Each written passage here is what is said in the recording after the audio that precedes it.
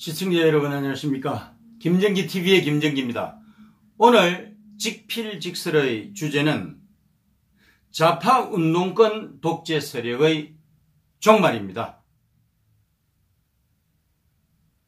요즘 이해찬 더불어민주당 대표가 강한 도전을 받고 있죠. 그래서 최근 들어서 이 20년 장기 집권은 물 건너가고 백석도 못 건질 판이다. 여기에 대해서 이해찬 대표의 책임론이 덜끓어 오르고 있습니다. 옛날에 이해찬 더불어민주당 대표는 정말 망언성 발언을 거의 상습적으로 해댔죠.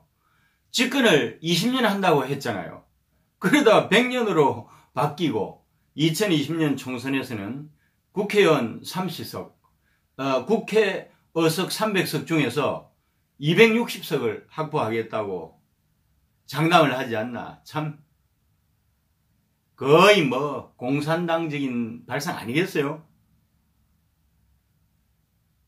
아마도 이제 이해찬 더불어민주당 대표 이런 자신감에는 이런 게 깔려 있을 거예요. 지난번 지방선거에서 실제로 TK 지역을 제외하고서 강력단체장과 기초단체장, 교육감, 강력의원을 싹쓸이 했잖아요. 기초의원도 압도적인 다수로 당선을 시킨 결과로 생겨나는 아마 자신감일까요? 그런데 그 권력교만이 도를 넘었다는 거 아닙니까? 오만한 권력은 국민이 응징하게 되어 있습니다.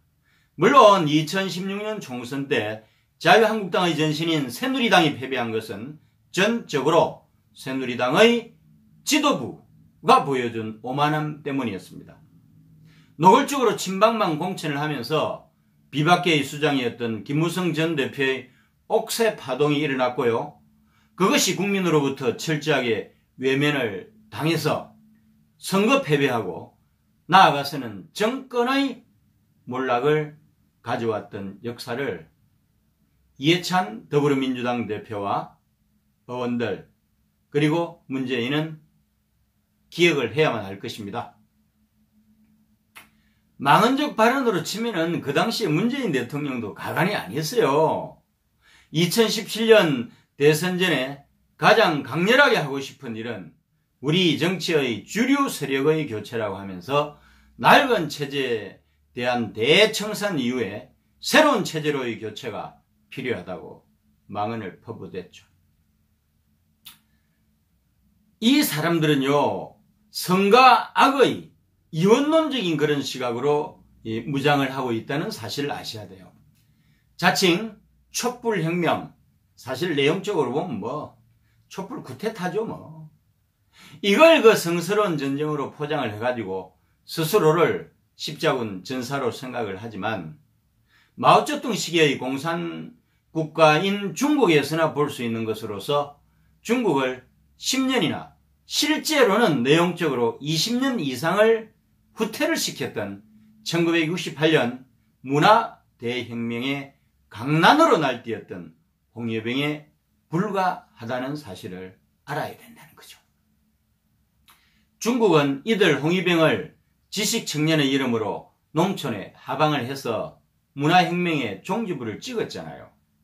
단기적으로는 사령부를 폭격하라는 마오쩌둥의 지령대로 주류 세력 교체를 했지만 장기적으로 보면은요, 덩샤오핑이 오뚜기처럼 부활을 해가지고 문화혁명 당시 박해를 받았던 구체제 기득권 세력을 복권을 시켰고요. 이들이 개혁개방 30년사를 쓰면서 중국의 경제신화를 창조하는 견인차 역할을 했습니다. 시진핑의 아버지 시중진도 1차 개혁개방의 상징인 광둥성의 당서기로서 그들 리더그룹 중에 한 명이었고 그의 아들 시진핑이 황제로 등극해서 중국을 현재 이끌고 있지 않습니까? 황제라는 표현을 쓴 것은 후진타오 때 비해서 독재 권력으로 간다는 이야기입니다. 한국은요, 정반대 방향으로 갔잖아요. 1987년 6월 항쟁에 가담했던 전대협 아시죠? 전대협 출신하고 그 후예들이 한국 사회의 문화계, 교육계, 언론계, 법조계, 노동계, 시민단체 등으로 광범위하게 세력을 확장하게 되고요. 결국에 가서는 독버섯처럼 뿌리를 내려버렸습니다. 촛불을 상징화해서 2008년 강우평 사태를 일으켰잖아요.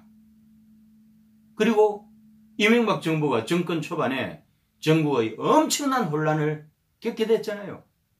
2014년 세월호 참사에 대한 국민적 감성을 악의적으로 자극을 했지요. 연계선상에서 2016년 최순실 국정농단의 폐해를 극대화해서 2017년 박근혜 대통령을 탄핵 심판하는 데 성공도 하게 되죠. 그리고는 마침내 촛불 쿠데타 정권인 문재인 정권을 탄생을 시켰습니다. 아니나 다를까요? 정권 창출의 주역으로 마치 혁명군처럼 제일 먼저 청와대를 접수했습니다.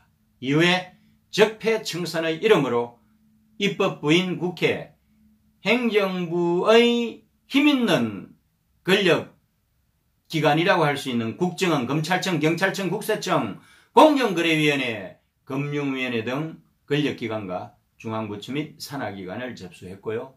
사법부는 우리가 보통 말하는 이제 법원하고 헌법재판소를 말하는 것이고요. 중앙선거관리위원회, 감사원, 지방정부 등의 소위 말해서 코드 인사를 포진시켰습니다. 정부 주요 기관의 주류 세력이 완벽하게 교체가 된 것이었죠.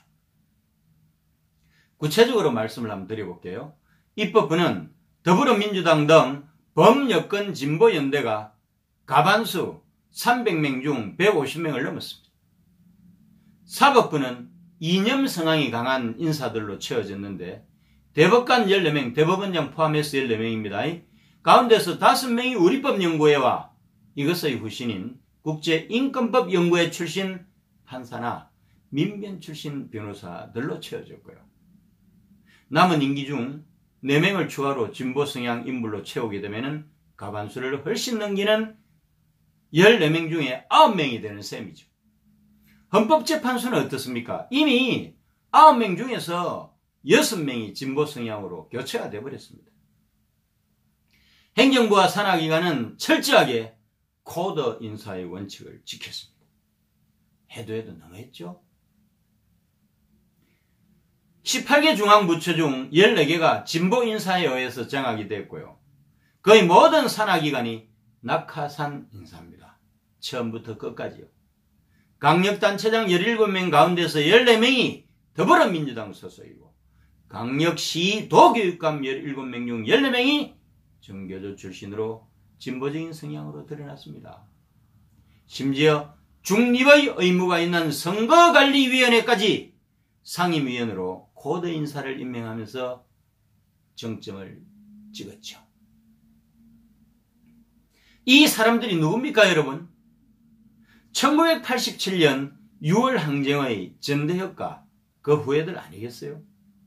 국제인권법연구회와 전신인 우리법연구회 판사, 민변 변호사, 참여연대 싱크탱커, 전국 교수노조 소속 교수, 정교조 교사, 언론노조 기자, 민노총 간부죠. 물론 산업별 노조, 기업별 노조 다 포함이 된 겁니다만은 전국 농민의 총연맹 간부들, 전국 빈민연합 간부들, 진보 성향 시민단체 연합 간부 등 한국 사회의 전통적인 비주류로 살아왔던 소수파들이 이제는 주류로 들어가면서 세력교체에 성공한 것이었습니다. 그러나 정권은 시한부라는 사실을 명심해야 할 것입니다. 이제 종말이 다가오고 있습니다. 정경심이 구속되고 연이어서 조국이 구속되고 그리고 문재인이 도전을 받고 더불어민주당이 내년 총선과 2년 후 대선에서 완패를 하면서 결과로서 보여줄 거라고 생각합니다.